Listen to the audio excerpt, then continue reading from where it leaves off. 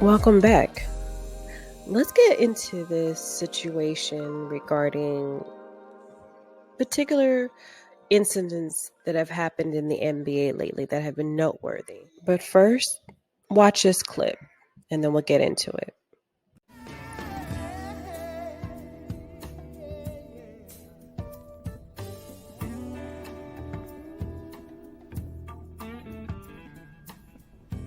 Denise, I couldn't help but notice your busy hands from afar.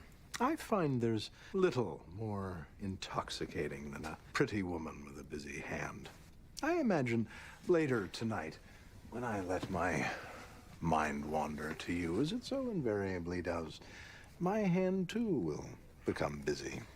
Alan, you've met Vanessa, right? Out of curiosity, how many times have women in the workplace sued you? It never gets old. Will you be suing me? Now I know what you saw. When I saw that clip from Boston Legal, I was like, first off, how ironic it's starring Nia Long.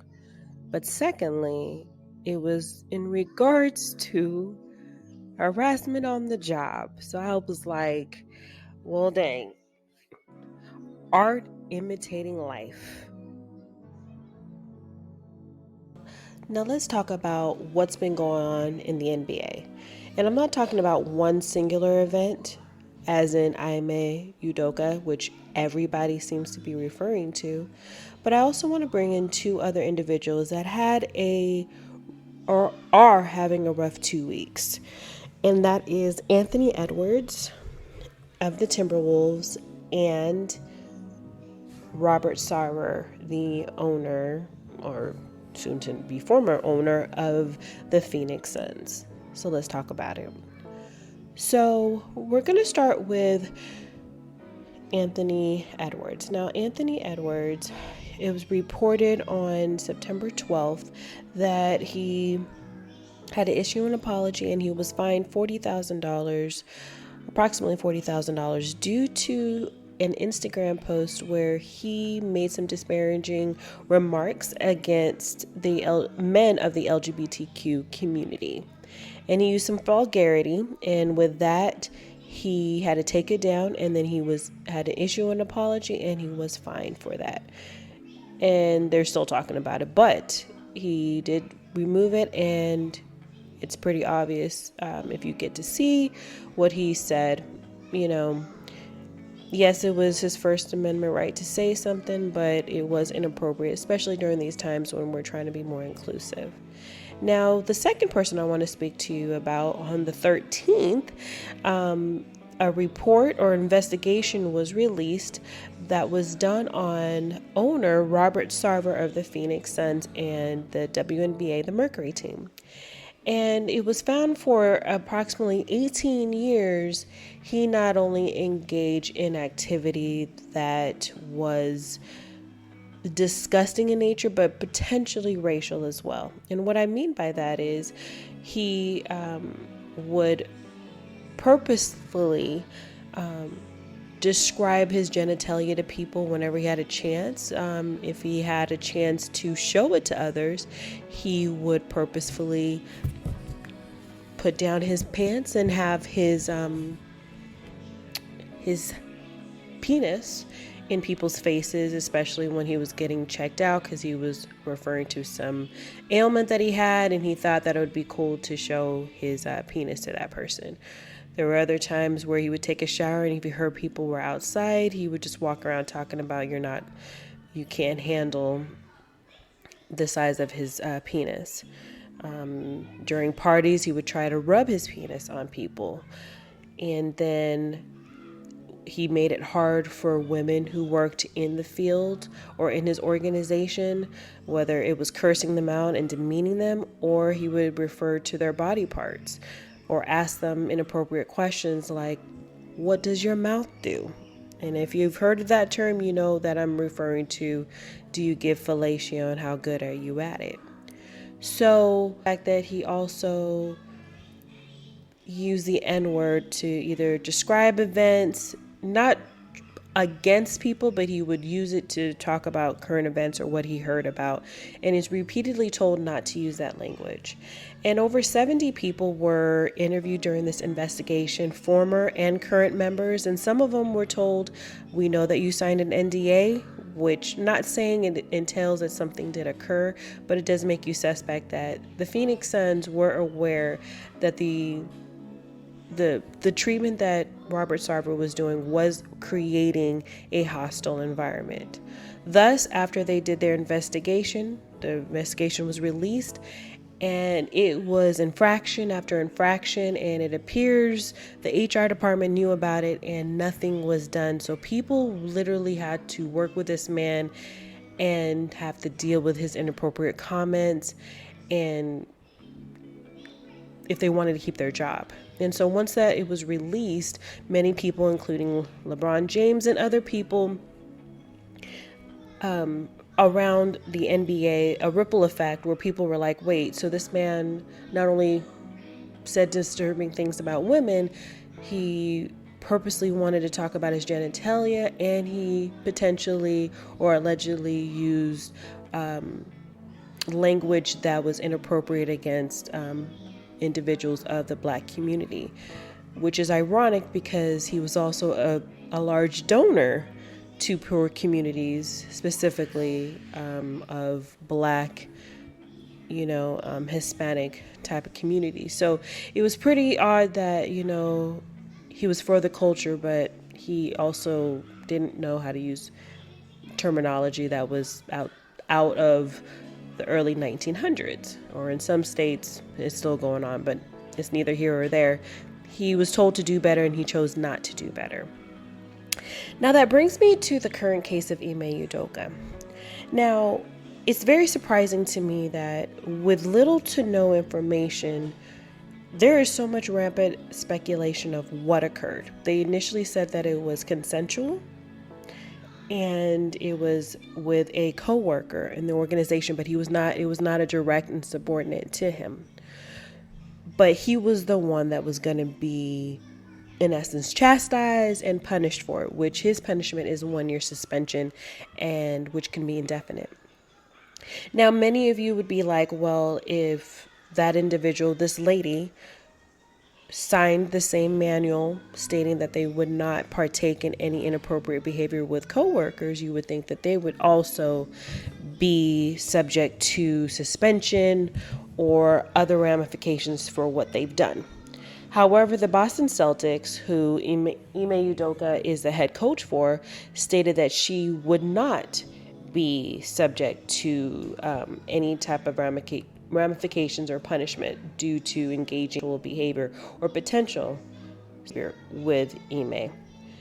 Now, it is being stated, or there's being reports, such as on platforms like TMZ, that she was the coordinator or athletic travel logistics coordinator for the Celtics, and she did help Nia Long, who is the fiancée presently, I don't know how long, but presently the fiancée for Ime Udoka, and she helped move her to Boston when he got the head coaching job in 2021. Or, well, he got it, yeah, he did receive it in 2021. I'm not quite sure when she actually moved or made the move to Boston. I believe it was recent.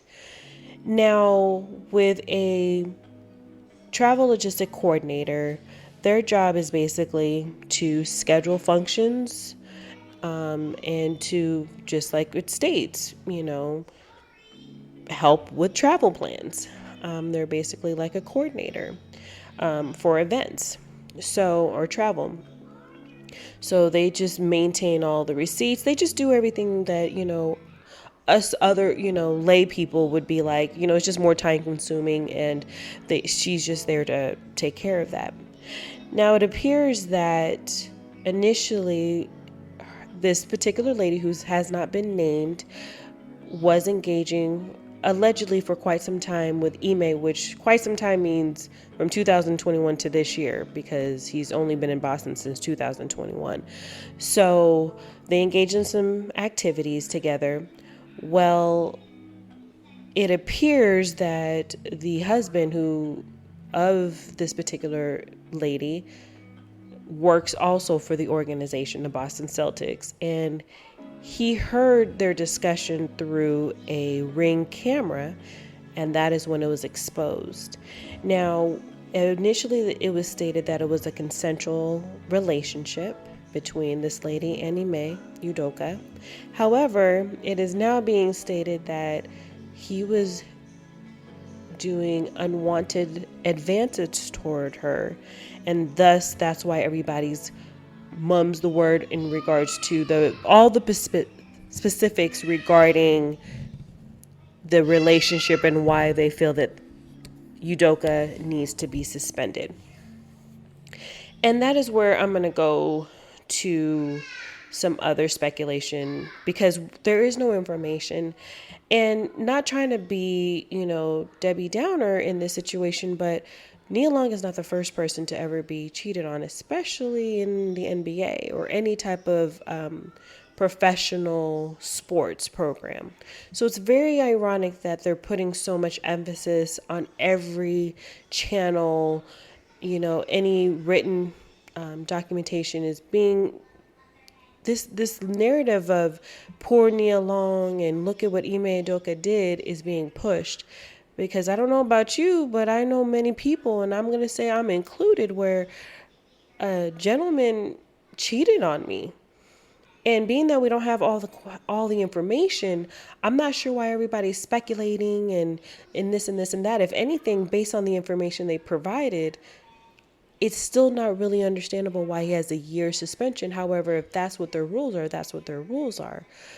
But there's people who have done more in their past in the NBA, and they were given less suspension, and they actually should have got a year suspension or removal from the NBA. Into example would be the Latrell Sprewell in 1997 against his coach, or the head coach, PJ Carlesimo, where he put his hands on him. Actually, he choked him and allegedly punched him.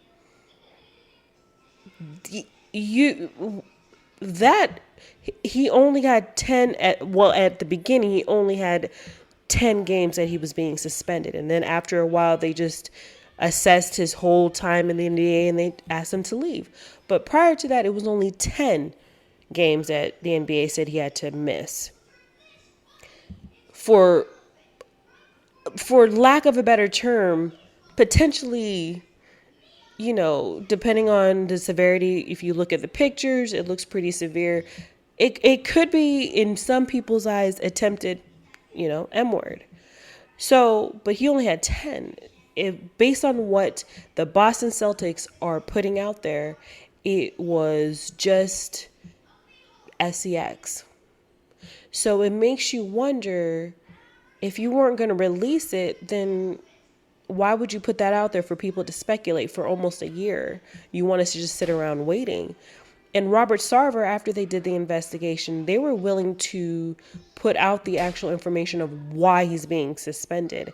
And they gave a clear understanding where anybody who would read it or hear about it, they're like, I understand. If not, I would probably think there should be more and potentially criminal charges, because if he's putting his genitalia on other people, he's exposing himself, he's doing unwanted advances towards women, that's, a form of harassment.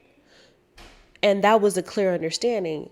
What the Boston Celtics are doing, they're literally just saying, hey, we're really upset. He should have known better. This hurt our feelings. It's going to be a year suspension, and we don't know what we're going to do after that. But just know it was really bad. What does that mean?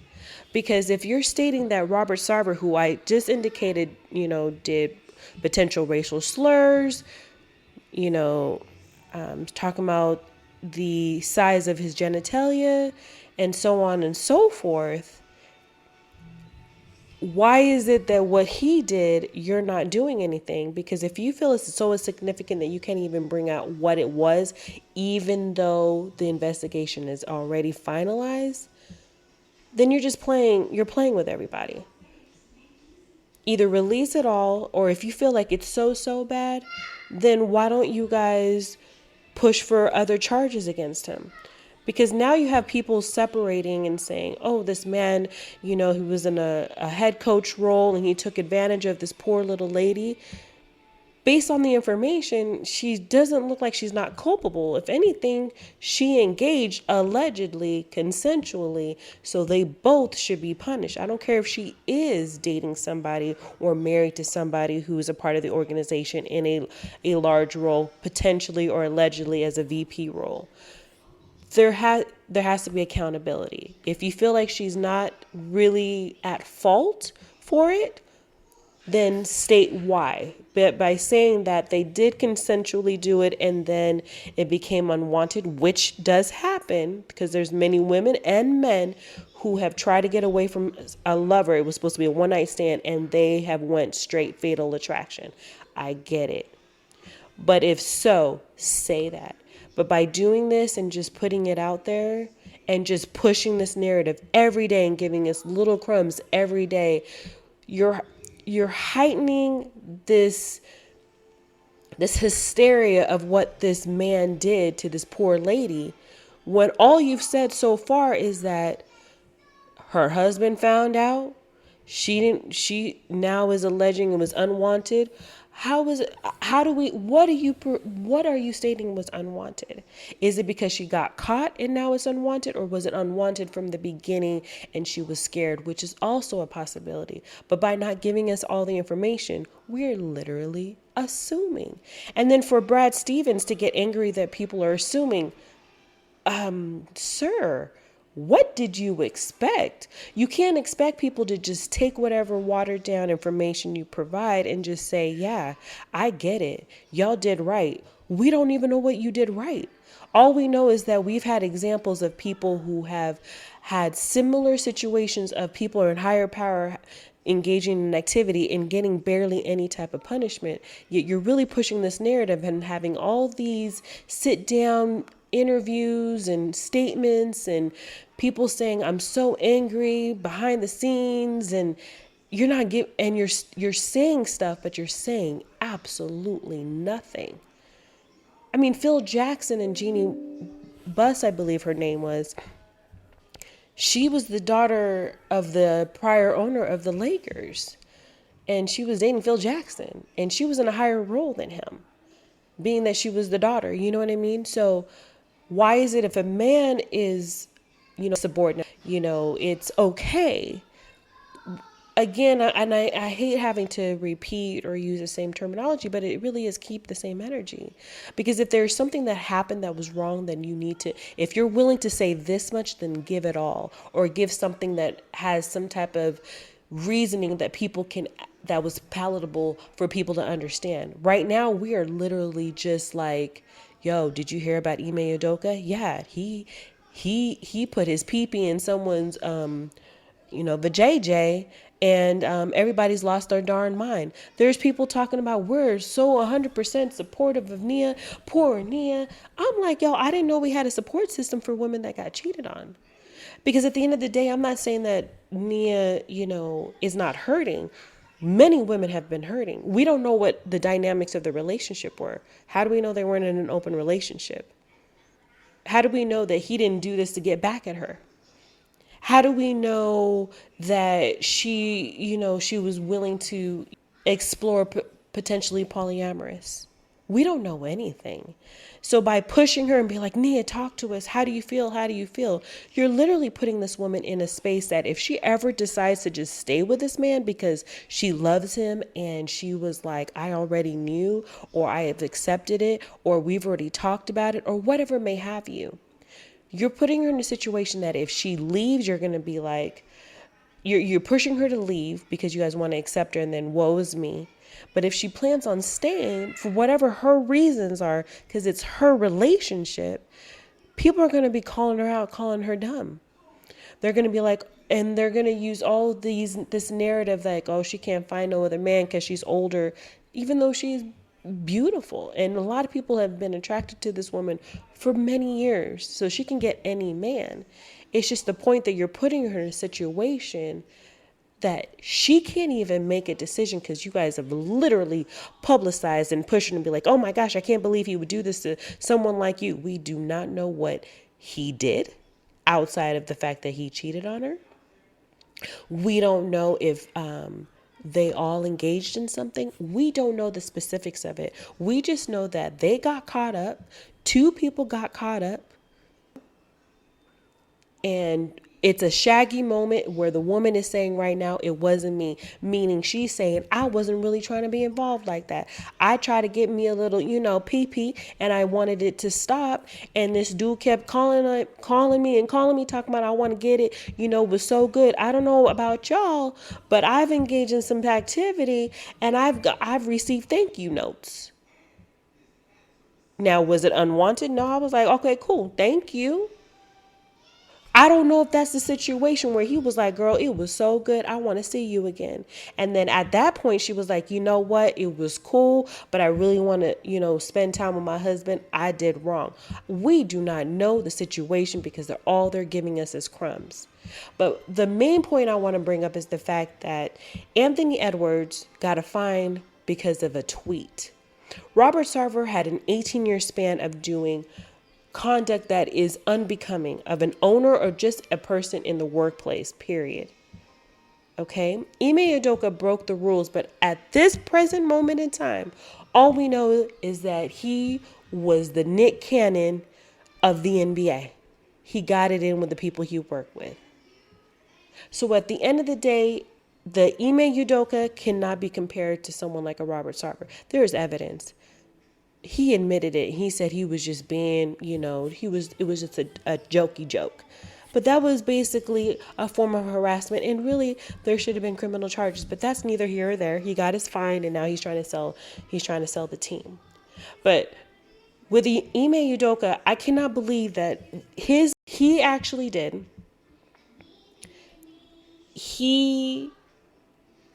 His story, I apologize, is taking over what Brett Favre did. I want everybody to understand that Brett Favre, the golden child of football, he took money from children's, from welfare, and it was in the millions. Yet, we're not talking about it. And then we have Amy Bach, if you didn't know. She took money from her organization was Feeding the Future, where during the Panini, they asked for almost up to $200 million to feed hungry children. And you know what they actually did? They embezzled and they bought homes throughout the world, in Turkey and in Kenya. They got luxury items. She helped her boyfriend get a contract, but she said she had nothing to do with it. There's real issues going on right now, and we're literally, as Allen Iverson would say, we're talking about practice. We're really concerned about what a man did with another woman.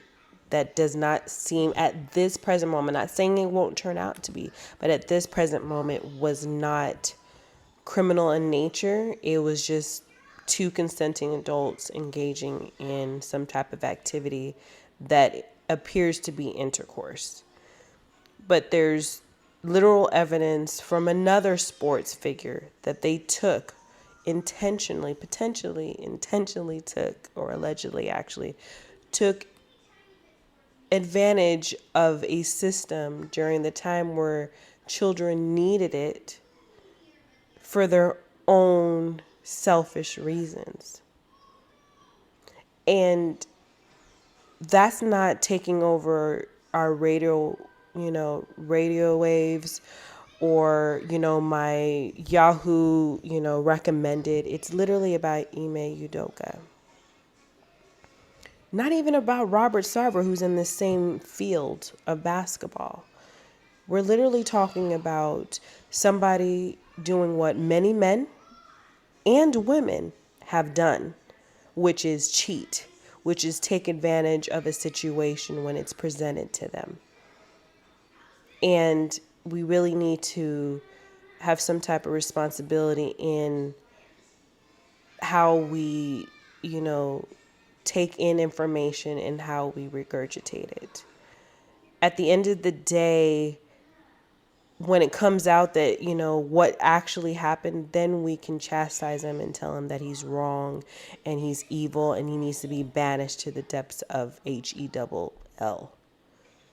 But at this present moment, the man has done what a lot of men in the NBA, such as Michael Jordan, Scottie Pippen, I'm just naming people that are off, Shaquille O'Neal, Jason Kidd, I can't think, being so that sorry, they're guys, always so away from home, and they've all done women, who are going to, present themselves and try to entice them. Now, is it up to the man to, of course, say no? Of course they're supposed to decline. That's what I expect. But I also know stuff happens, and it could happen. And then it'll be up to me if I'm going to continue that relationship or not. Kobe Bryant's wife, that was a whole scandal in itself. She took him back. She made him pay for it, but she took him back. Because it happens. Maybe at a point of weakness or whatever. I don't know the story. But what we do know is they purposely stated it was a consensual relationship. And they thought it was significant enough to put him on leave or suspend him. I want you to put that in retrospect again, that Brett Favre allegedly was a part of a welfare scandal.